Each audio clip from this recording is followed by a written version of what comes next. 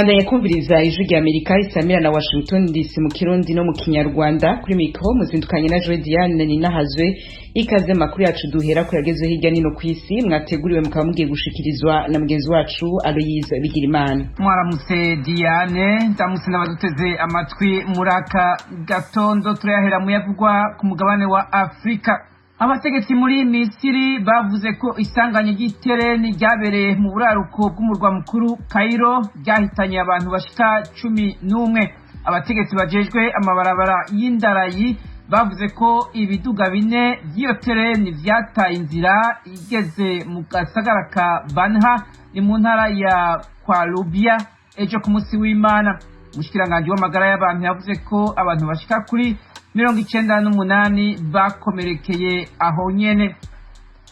Muri Afrika kandi igisirikare ca Chad kivuga ko cahagaritse abaroberi bariko bashaka kwinjira mu buraruko bw'igihugu, ariko abo baroberi bo bavuga ko bakibandanya urugendo rwabo. Umuvugizi wa gisirikare Azim Bernardoa Aguna yavuze ko batanye mu mitwe nabo baroberi ku munsi wa gatandatu mu buraruko bw'intara ya Kaneme, kandi ko abo baroberi baje bava muri Libya bishwe bose. Ariko uwo muhari w'abarwanyi biyise Front pour le Changement et la Concorde au Tchad mu itangazo wasohoye ejo ku munsi w'Imana bavuze ko abarwanyi babo batanguye kwigarurira iyo ntara ya Kaneme. Abo baroberi bakekwa kuba binjiye muri Chad mu ndwi iheze ku munsi w'amatora. Ubushikiranganje bwa Leta z'Ubumwe za Amerika bujejwe imigenderanire ku munsi wa gatandatu bwategetse abadiplomate babwo batarabankenerwa cane bakorera muri ambasade yayo muri Chad kuvayo hamwe n'imiryango yabo. Amerika yavuga ko ibigwi by'abaroberi bariko batera berekeza ku murwa mukuru N'Djamena.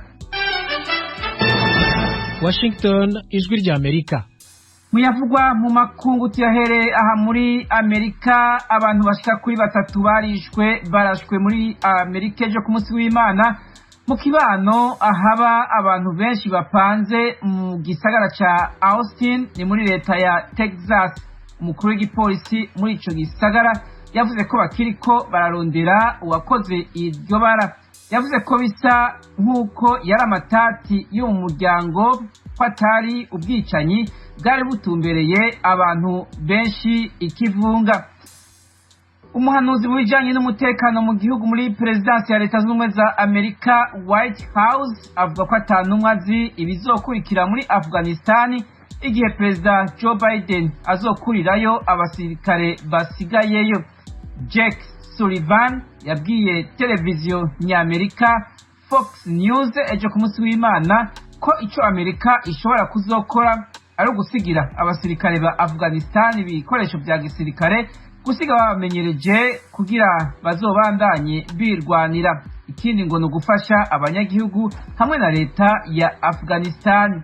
Ingingo ya President Biden yo gukura y'abasirikare basigaye ntibonwa kumwe muri Amerika. Umwe mu bategetsi b'aba Republicane Senator Mitch McConnell arongoye aba Republicane muri Sena yayise ikosha rikomeye cyane no korohereza umwansi. Eka n'abademokrate bamwe barashikirije amakenga kuri iyo ngingo. Senator Robert Menendez arongoye komite ya Sena ikurikirana ivy'imigenderanire n'amakungu yavuze ko Amerika ishobora kuzotakaza ivyo ariko irarondera kuzoshikako, ariko abandi bashinga amateka bavuga ko hari hararenze cyane ko abasirikare batahuka. Muri Iraq ibisasu bitanu byo mu bwoko bwa rokete byaratewe ejo ku munsi w'Imana ku ikambi ya Balade y'abasirikare barwanira mu kirere ahasanzwe hari n'inteko za Leta z'Ubumwe za Amerika. Nta numwe yashotse yitirira ico gitero, ariko Leta z'Ubumwe za Amerika itunga urutoke imihari y'abanya Iraq bafashwe mu mugongo na Irani.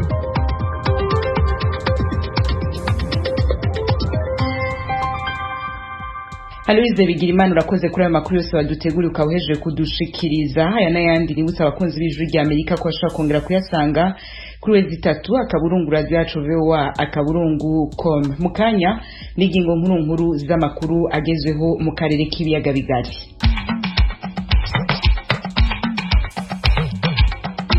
Perezida wa Uganda Yoweri Kaguta Museveni atangaza ko bitarenze uno mwaka w'2021 igihugu ciwe kizoba cakoze urucanco rwa COVID-19. By June they will be trying our vaccines in animals, and by August they may reach the stage where they may try their vaccine in the human beings. I want to warn you about the danger of depending on outside when it comes to these very serious matters of life and death.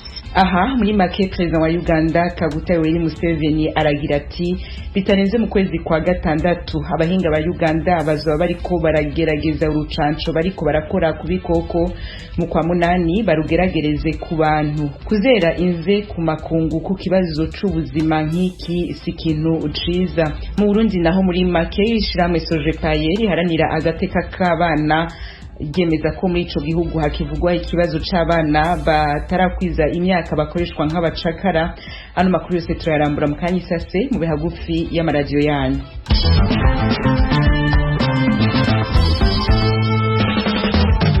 Amakuru tubafitiye turahera muri Uganda. President Yoweri Kaguta Museveni atangaza ko mu mpera z'uno mwaka w'2021 igihugu ciwe kizoba gifise urucanco rwa COVID-19 cikoreye.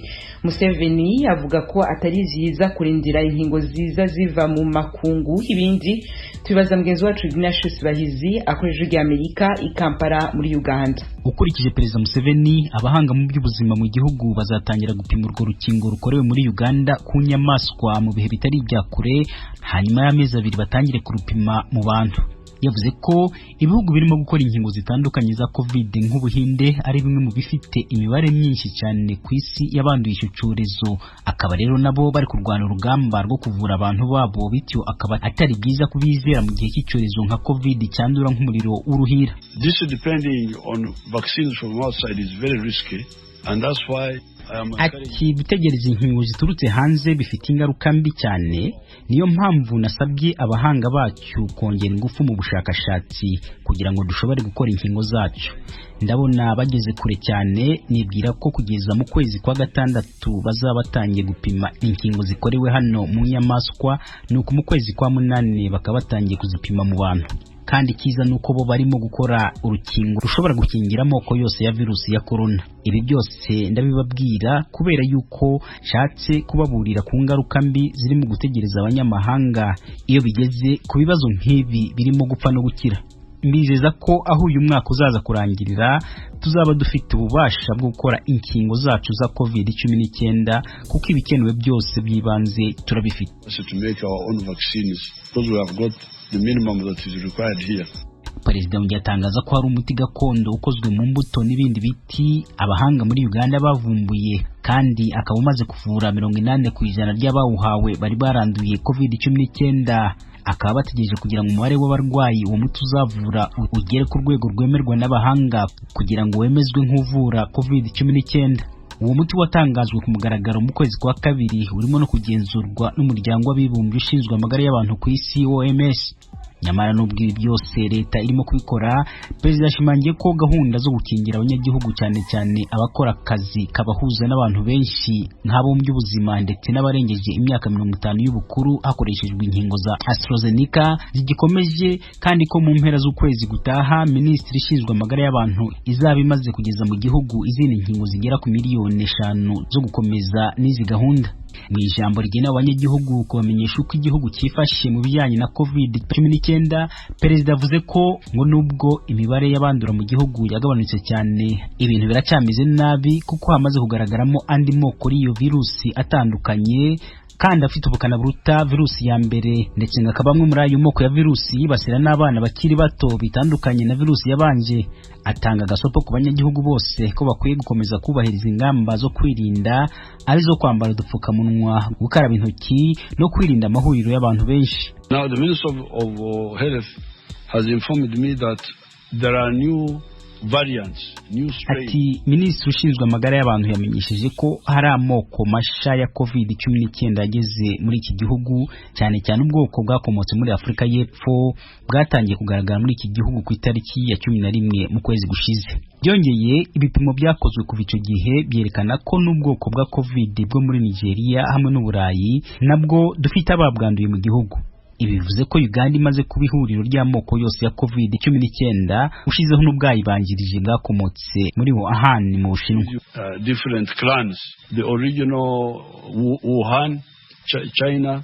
Na ni muri urwo rwego perezida yategetse inzego zishinzwe umutekano gukaza umurego wo kureba ko abanyagihugu bubahiriza ayo mabwiriza arimo n'umukwabu guhera saa 3 z'ijoro kugeza saa 11:15 zo mu gitondo. Yanze icyifuzo cy'abafite ububari n'inzu z'ububyiniro n'abakora akazi kajyanye n'imyidagaduro cyo kugira ngo nabo babe bafungurirwa bakongera gukora akazi nkabo nk'uko byari bimeze. Yavuze ko ibikorwa byose birimo kunywa inzoga batabyemerera gusubukura akazi ubu ngubu kubera yuko abasinzi batashobora kubahiriza amabwiriza. Rero gusubukura ibyo bikorwa byaba ari nko kubareka ngo biyice. Anongeraho ko ibyo bikorwa bizemererwa gusubukura akazi hamaze gukingirwa nibura 80% by'abanyagihugu bakeneye inkingo mu gice cya mbere. Kuva icyorezo cya virusi ya corona cyagereye mu gihugu cya Uganda mu kwezi kwa gatatu k'umwaka ushize, igihugu kimaze kubona abanduye iyo ndwara basaga gato 41,000. Kuri abo 40,000 akaba bamaze kuvurwa bagakira, 337 ku banduye bo akaba baritabye Imana, kandi 24 bonyine akaba ari bo bakivurwa ukurikije Minisiteri ishinzwe amagara y'abantu mu gihugu. Ignatius Bahizi, Ijwi ry'Amerika, Uganda. Iwanyu mu ntara. Iwanyu mu ntara ni ikiganiro kibashikiriza amakuru avugwa ahanini mu ntara no mu makambi y'impunzi z'Abarundi ari muri Tanzania, mu Rwanda, muri Uganda no muri Repubulika Iharanira Demokarasi ya Kongo. Iwanyu mu ntara nakaryo Ijwi ry'Amerika riha umunyagihugu aho aherereye ku gatumba mu ikambi kugira yagira abandi uko abayeho mu buzima bwiwe bwa minsi yose. Iwanyu mu ntara ni cyanyu.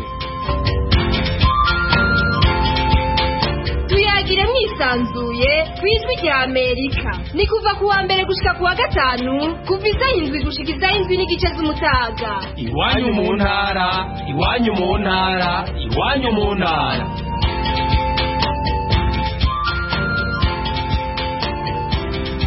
Tuve muri Uganda twerekeza mu Burundi havugwa ikibazo c'abana bakoreshwa mu bikorwa bitandukanye bisa nk'ivy'ubucakara. Ishami Sojepaye rimwe mu yakomeye mu gihugu aharanira ubwigenge bw'abana rivyemeza, rivuga ko iki kibazo kiriko gituma haba agahombo ku gihugu n'imiryango, rigasaba leta guha ubushobozi ibigo vyashinzwe bigakurikirana ayo mabi. Ibindi kuri no nkuru na mugenzi wacu Eloge Hurikaneza. Ishirahamwe Sojepaye rihanye agateka k'abana yemeza ko mu Burundi hacibonekeza abana batarakwiza imyaka yo gukora akazi, bakoreshwa akazi ko mu nzu bagakora nk'abayaya barera abana, baboyi bateka, hamwe n'abakora iyindi mirimo irimo amasuku hamwe n'izamu. Iryo shirahamwe rimenyesha ko abenshi muri bo batotezwa bagatwara inda zitifujwe, hakaba n'abakubitwa bakaborezwa igufa. David Ninganza umuvugizi waryo avuga ko ibi biterwa no kutamenya kongero nyinshi. Cyo twokwita negligence, usamara kw'abavyeyi. Iki nico cambere abantu bitwaza ngo barakenye agacamye ku mwana guca ingero, ariko no guhemuka umuvyeyi niwe wa mbere ari ijisho ry'umwana. So umwana akiri ingero umuvyeyi, abavyeyi niwe bacira ingero umwana. Ico ni cambere. Kindi gira kabiri harimwo agahaze iteko rijana n'akazi. Mbega abantu bakoresha abatarakiza imyaka 18 amateko yabagenga yo bameze gute? Abantu bakoresha abantu mu mazu amateko abagenga yo bameze gute? Hanyuma ikindi no kwikinga mukiza kwa Barundi bamwe wewe umwana muzana yitwa ngo nuwaronse, yitwa ngo aramureze, yitwa ngo nuwiwabo, yitwa ngo nishuti, ari watuzanga ariko amucura bufuni na buhoro. Kindi naco kutamenya kwa abo bana, nta bana baciye ubwenge bajanwa muri za Oman, kandi nta bana b'abavyeyi baciye ubwenge bajanwa muri ubwo bucakara. Ninganza muri Sojepaye yemeza kandi ko abahura n'izi ngorane ahanini ari abana babigeme. Urabona mu bisagara nko ku mihana 6 usanga nk'imihana 4 ifise abakozi. No muri abo iyo mihana ine usanga imihana 3 ikoresha abana b'abakobwa bakiri bato batarakwiza imyaka 18. Abana nizo ngorane benshi n'abakobwa kuko abahungu kenshi usanga ari ingorane zijanye n'ico twita intérêt économique, uburyo bujanye n'amafaranga bw'amatungo. Abakobwa bobo birarenze harimo ico cambere, kandi nabo bahungu nyine barakorera amabi abakobwa, abakuze barakorera amabi abakobwa, abadandaza, abakozi, inshuti z'ababakoresha ziragaruka zigasambanya aba bakobwa. Urumva rero ko abakobwa ari bo bamererwa nabi. No muri biriya bihugu byo muri Oman nta bahungu bakeneye abakobwa, kuko umukobwa bamurungika mu madomene, nimba ashoboye gukora bamuha ivyo akora, nimba ari kuja mu ntuze y'ubushurashuzi niyo babarungika. No ku mashuri uravye abatwazwa inda n'abakobwa, iyo batwajwe inda n'abo bahungu bigana hataha umukobwa, umuhungu we nataha uko ntamenyekana. Niyo bagerageje kumumenya amategeko usanga yugaye, kuko vuga yuko se umwana ari se wenyene ubwiwe abanza kumwemera, atamwemeye avyemezwa na sentare. Uwo mwanya wose biragoye ko uwo mwana baca bavuga bati wino wavyaye umwana ni mujane n'uwo mukobwa. Florence Bwavya, mukuru w'ishirahamwe rirwanya urucuruzwa rw'abantu mu karere k'ibiyaga binini, yasiguriye ijwi rya Amerika ko muri kano gace ka Afurika hacibonekeza abakora mu mareta bafitemo uruhara. La jeunesse est elle qui est visée en premier, donc il faut vraiment atugwaruka nibwo rubangamiwe hanini. Amareta abwirizwa kugira uruhara rukomeye mu kugwanya ubwo rudandazwa rw'abantu. Mu Rwanda baragerageje, ariko mu Burundi no muri Kongo hoho n'akamaramaza. Mu matoza yacu twasanze hari n'abakora mu mareta babigiramo uruhara mu gutanga impapuro z'inzira zabo baja kudandazwa. Hari abajanwa mu busambanyi, hari abaja gukoreshwa ibikorwa biruhisha bagakora amasaha menshi badahembwa, hari n'abajanwa mu nyuma bagakugwamo ibihimba bikomeye by'umubiri nk'amafyigo n'umutima. Birakomeye kuko hari n'abantu ku isi b'ibihangange bahamagara abantu ngo babaronkeye amashuri yo kwiga, ariko bashitse muri ivyo bihugu bagaca bajanwa muri ubwo bubisha. Et dès qu'ils ont passé la frontière, ils sont vendus. Umuyobozi ajejwe igisata c'abana mu Bushikiranganji bw'ugushigikirana mu Burundi yasaba wowe wese ari mu gihugu kwitanga uko ashoboye kugira agateka k'umwana kisununure. Inyase Ntawembarira yavyiganiye bagenzi bacu ba Radio Bonesha FM. Igikorwa si ca leta gusa, igikorwa gisaba yuko umwe wese agira uruhara, abari mu ntwaro, abari mu mashengero, abantu bo nyene ku bwabo ku giti cabo barafise uruhara. Twese tuza gushira hamwe izo nguvu zacu, iryo shaka ryacu, ari abo twibutsa ivyo bajejwe ibanga ryabo, tukabibutsa tukabakebura. Nyabuna aha mwatiri muri abavyeyi mushaka guta umwana mu barabara, bisaba kubikora kugira ngo ya neza iturondere umwana wese ari kuri isi y'u Burundi yubahirizwe. Si igikorwa ca leta yonyene, si igikorwa c'ubushikiranganje bwonyene, igikorwa tushaka yuko twese twumva ko kituraba. Mu Burundi iruhande y'ibigo leta yashizeho mu mezi aheze inama nshingamateka yatoye itegeko ribwiriza abakoresha gutekaniza kazoza abakozi babo bo mu nzu hamwe no kubavuza. Ibitigi bitangwa na ONU vyerekana ko mu isi miliyoni 152 z'abana bafite imyaka iri hagati y'5 na 17 bakoreshwa utuzi. Muri bo miliyoni 73 bakora akazi kabashira mu irinde. Ibisata vya mbere abana bakoreshwa nko kurusha n'uburimyi buza ku bice 71% hagakurikira za service kuri 17% hamwe n'inganda kuri 12%. Eroje wikaneza, ijwi rya Amerika.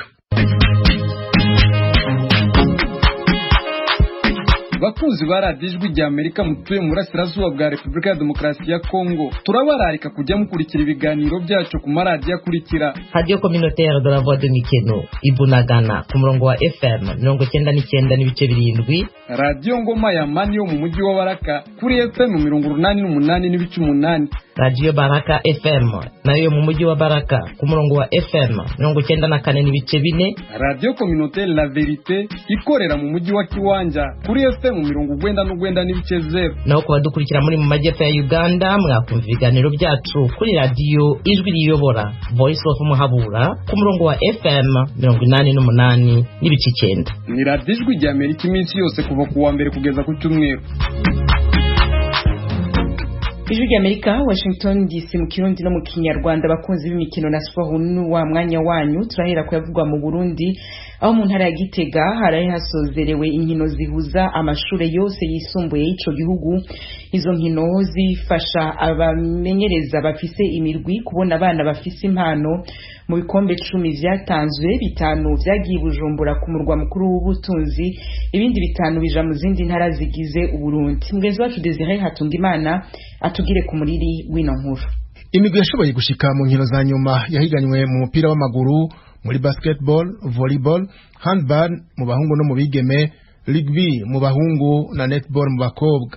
Muri izo nkino zihuza amashuri yisumbuye, mu rukino rwa basketball ibikombe mu bahungu bikunze kuja Bujumbura nkuko vyagenze uno mwaka, aho Lycée de l'Amitié yatsinze Lycée Nyakabiga nayo nyene y'Ibujumbura ku manota 78 kuri 68. Olivier Ndayiragije yamenyereza uwo mugwi wa Lycée de l'Amitié yamenyesheje ko izo nkino zihuza amashuri zifise akamaro kanini ku migwi ikina amahiganwa atandukanye mu Burundi. Akamaro k'inkino babona ni interscolaire na kera na kuva kera niho ama equipe cyangwa amashirahamwe ya federation yakura abana bateza imbere mu basket atari basket gusa na volley na amadiscipline yose niyo ama equipe nka yose yakura abajene bafite amafaranga badako hariho bamwe bamaze kuza ama equipe ari baravya ati unye ni yaheza ishure cyangwa nuba twari kiri mu gishure nagerageza namushira muri equipe namuhankadre namufashe kugira basket atere imbere no mu ishuri ndarabe ko naho nyene atere imbere kugira ubuzima bwiwe butere nimugere kuri basket no mu ishuri no mu buzima kugira atere imbere. Rero kera nibwo byagenze ndakugira n'ubu rero ari babishoboye bashaka kubafasha abana bagatera imbere. Muri se ya Rutovu nayo iri mu manuko bw'u Burundi mu ntara ya Bururi, igikombe cya handball n'ubu bama bagitwaye. Sylvestre Bavumiragiye ajejwe inkino kuri iryo shuri aratubwira ibanga bakoresha. Icambere nuko abana tubatangura bakiri bato, nabajya bari muri primaire burya tubatera dupira bakatembagaza, bazogera rero gushika muri 7e bafite lisansi du jeu. Hanyuma ikindi gikuru kiruta byose kwitanga kw'abana n'abana kuko bisaba preparation ndende, murabona technique yagoye no kwitanga no gutegura abana bakiri bato. Muri izo nkino abanyeshuri ntibatanvye birorera kuko umushikiranganje w'indero Havyarimana François yari yahishikiye, yasavye ugwaruka kwitaho ivyigwa badasize inyuma inkino kuko nazo zituma abantu batera imbere n'igihugu cyabo kikamenyekana. Turaze ingene imigwi yiteguye n'ingene amahiganwa yagiye aragenda duhereye mu ntango yayo, na cyane cyane turaze ingene imigwi yose yerekanye ubuhinga n'ubukerebutsi budasanzwe mu kurondera intsinzi. Twovuga tudakekeranya ko twateye intambwe tuje imbere. Nico gituma duteye akamo abajejwe urwaruka ko borushiriza guhimiriza abo bajejwe kwitunganiriza neza akazoza kabo, ivyo navyo bigaca mu buryo butandukanye n'inkino zidasigaye inyuma.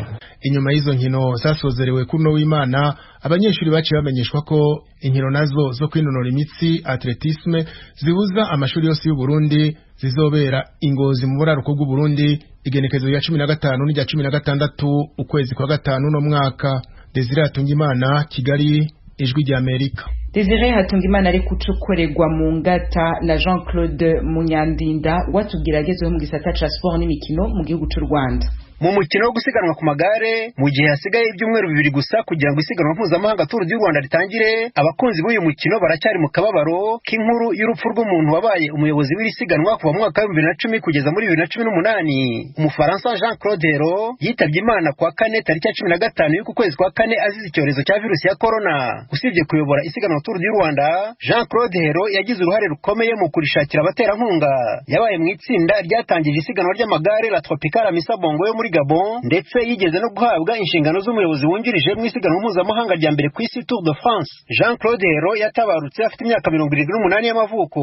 Abakurikiranira hafi ibirebana n'umukino wo gusiganwa ku magare mu Rwanda basanga icyatumye uyu mukino utera intambwe ari uko ubuyobozi bw'ishyirahamwe ryawo bwari buyobowe na Aimable Bayingana bwiyambaje abantu b'impuguke mu rwego mpuzamahanga barimo na nyakwigendera Jean-Claude Hero. Ibintu birebana na tekinike bikajya bikorwa na ba nyirabyo, ari naryo somo andi mashyirahamwe ya siporo mu Rwanda akwiye kwigiraho. Mu zindi nzobere mpuzamahanga zakunze kwifashishwa mu mitegurire ya Tour du Rwanda, usibye Jean-Claude Hero twavuga kandi Olivier Grandjean, umuvandimwe we Philippe Grandjean n'umutoza Jonathan Boyer. Aba bazaga biyongera ku itsinda ry'abanyarwanda bakoraga uko bashoboye ngo ibirori bya Tour du Rwanda birushaho kunogera ababireba. Muri aba bantu bakunze kugaragara ku ruhembe mu mitegurire ya Tour du Rwanda mu myaka isaga 10 ishize twavuga Aimable Bayingana, nyakwigendera Lambert Byemayire, Thierry Rwabusaza, Festus Bizimana, Emmanuel Murenzi, Serge Rusagara, Faustin Marabanyi, Benoît Munyankindi, Richard Mutabazi, Felix Sempoma, Jean Sauveur Niyamira n'abandi. Tunyarukiye mu yandi mashyirahamwe atandukanye y'imikino, muri iki gihe harimo kugaragara ibyuho mu buyobozi bwayo. Mu ntangiriro y'uku kwezi kwa kane, Perezida wa Komite Olympique y'u Rwanda Valens Munyabagisha yeguye ku mwanya we bidateye kabiri. General de Brigade Jean Damascene Sekamana wayoboraga ishyirahamwe ry'umupira w'amaguru mu Rwanda Ferwafa nawe yandika ibaruwa isezera. Bamwe mu basesengura imiterere ya siporo yo mu Rwanda basanga impamvu yo kwegura kwa hato na hato kw'abayobozi mu mashyirahamwe y'imikino ari igitsure gituruka muri Minisiteri y'Imikino. Hakaba ndetse n'abatekereza ko iyi minisiteri yivanga mu miyoborere y'amafederasiyo. Muri minisiteri bo bavuga ko atari ukwivanga ko ahubwo baba bagamije imiyoborere ikurikije amategeko. Uyu ni Didier Maboko, umunyamabanga uhoraho. Icyo rero abantu kenshi bakunda kwibeshya cyangwa se kuvuga ngo leta yivanze mu bikorwa bya federasiyo ntabwo ari byo, kubera yuko federasiyo nubwo ihari ariko mumenya ko ni federasiyo nationale, ni federasiyo y'igihugu igendera ku mategeko y'igihugu, amategeko agenga amashyirahamwe ya siporo nayo mu gihugu d'abord. Noneho ibindi bikorwa bagomba gukora bigomba kugenda kuri amategeko y'igihugu. Twe nka minisiteri turebera urwego rwa siporo cyangwa se sector ya siporo, dufite mu nshingano kureba imikorere, imikoranire n'uburyo sector itera imbere, sibyo? Ntabwo uzategereza ko abantu batera imbere mu gihe hari amategeko badakurikiza. Abibwira ko twivanga muri mikorere y'amafederasiyo ntabwo ari byo. Twe ntabwo tureberera gusa ngo tujye gukemura ibibazo byavutse, ntabwo ari ukwivanga. Tuve mu marangamutima, ntabwo sector ya siporo ari igomba kumva ko ngo leta itagomba kwireberera. Twebwe ni urwego rwa leta dukureba n'imikorere n'imikoranire y'inzego ziri muri sector yacu. Muri iki gihe no mu ishyirahamwe ry'umukino wa volleyball mu Rwanda FRVB nta buyobozi buhari, kuko amatora y'abagize komite nyobozi nshya yarateganyijwe mu mpera z'ukwezi gushize yaje gusubikwa bitegetswe na Minisiteri ya Siporo. Ari nayo mpamvu hari abakomeje kwinuba bakavugira mu matamatama ko iyi minisiteri irimo kuyoboza amafederasiyo inkoni y'icyuma. Yari Claude Munyandinda, i Kigali.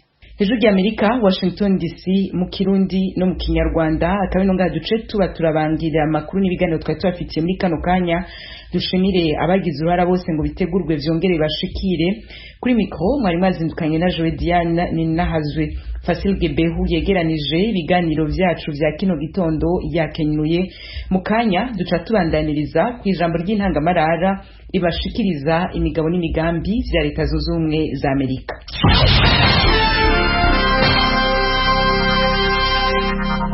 Leta Zunze Ubumwe za Amerika ikomeje gahunda yo gukaza umutekano ku mbibi zayo, ariko bitabuza ko abifuza gusaba ubuhungiro muri iki gihugu bakoresheje imipaka ya Amerika bazakirwa neza. Mu kiganiro aheruka guha itangazamakuru, Anton Blinken, Minisitiri w'Ububanyi n'Amahanga wa Amerika, yavuze ko bagiye guhagurukira icyo kibazo hakoreshwa inzira zitandukanye. Yagize ati, icyambere nuko tugomba gushakira umuti ikibazo gituma abantu bahunga